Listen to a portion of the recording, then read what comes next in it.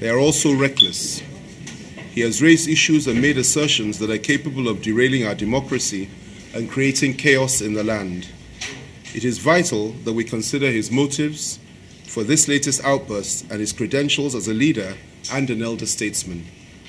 The truth is that he knows that President Goodluck Jonathan will win next month's presidential election, and that is why he wants to destroy the credibility of the whole process right from the outset. What he's trying to say in his latest contribution is that if President Jonathan wins, then the election must have been rigged right from the outset. This is not only wrong, but it is also unfair and uncharitable. If President Obasanjo has any evidence to prove his weighty allegations, he ought to present it before the Council of State and take it up there. He should also report to INEC itself and present the data of whatever sinister plan he believes that President Jonathan has to stay in power by hook or by crook to them.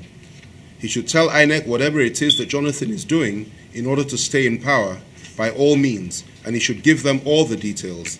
That should be the starting point.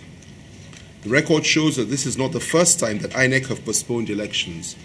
In 2011, during the National Assembly elections, INEC not only cancelled the elections just after they started, but they also postponed them by 2 weeks. The heavens did not fall then, and neither did President Obasanjo accuse INEC or the president of having any grand plan to stay in power by hook or by crook at that time. One wonders what has suddenly changed. What INEC has done by postponing the elections is firmly within the confines of the law, and they have probably saved thousands of lives by doing so. They have also given the 34% of Nigerians that had not collected their PVCs as at the relevant time the opportunity to do so. Without this postponement, all those people would have been disenfranchised, and it would have placed a dark cloud over the whole process. Why should President Obasanjo have a problem with that? President Jonathan has reaffirmed his commitment to the democratic process over and over again, and he has also said that the handover date of May 29th is sacrosanct. In view of these assurances, one wonders why President Obasanjo is creating such a hue and cry over nothing. What is he seeing that no one else can see? One wonders what his motives are.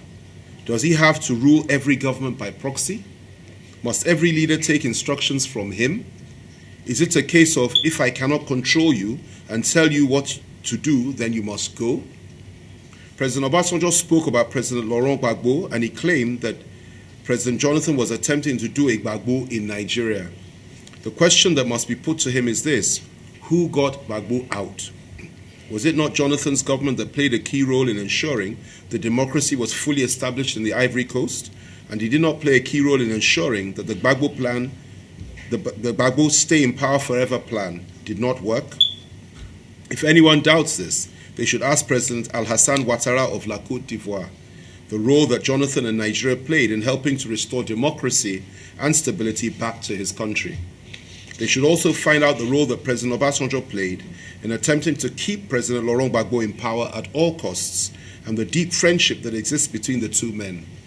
It is a matter of fact and public record that when he was president of Nigeria, President Obasanjo, perhaps more than any other African head of state, with the exception of President Jacob Zuma of South Africa, propped up and supported President Gbagbo.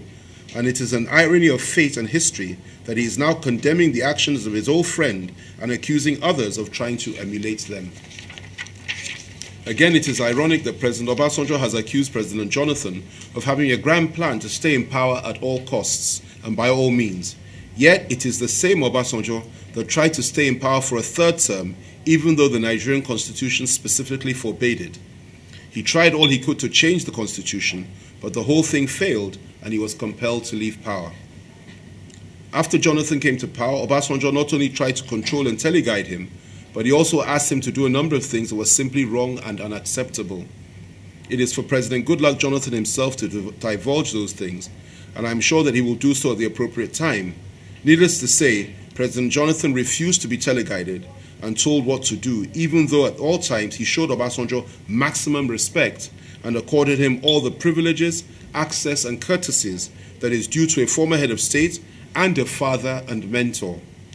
This continued to be the case even after Obasanjo consistently attempted to undermine his government and ridicule his efforts. Yet Obasanjo could not be appeased and was not satisfied. As far as he was concerned, he must either control Jonathan or Jonathan had to go. That is why he decided to secretly support the APC and became their navigator-in-chief. He was determined to pull the whole house down rather than allow Jonathan to return to power. This is simply because he believes that if he cannot control someone, that person must be destroyed. Control and domination is an obsession for Obasanjo. That is the bottom line. He is prepared to put even the devil in power, provided he can control him. That is why he is so determined to stop Jonathan and put in place an interim government which he, or one of his surrogates, will head. That is his plan, and he is determined to achieve it no matter what it takes. Obasanjo does not want genuine democracy. He only pretends to want it.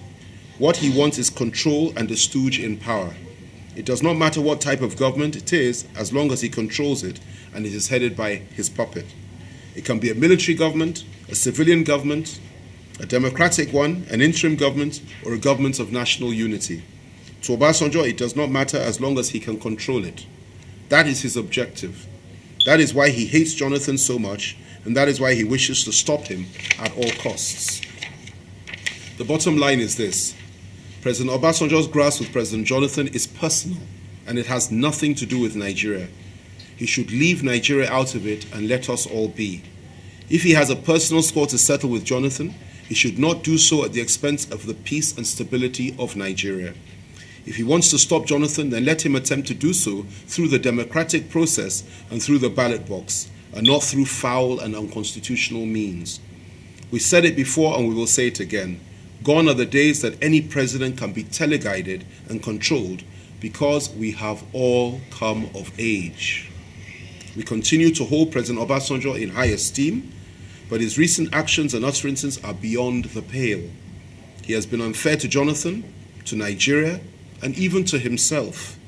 Most importantly, the days of intimidating others with his harsh words and overbearing influence are long over. Obasanjo is not God. Only God is God, and he alone determines the fortunes of men and the destiny of nations. We sincerely hope that President Obasanjo appreciates the gravity of what he is attempting to do, and we shall continue to pray that God will guide him and deliver him from whatever it is that makes him want to destroy all those that love him the most.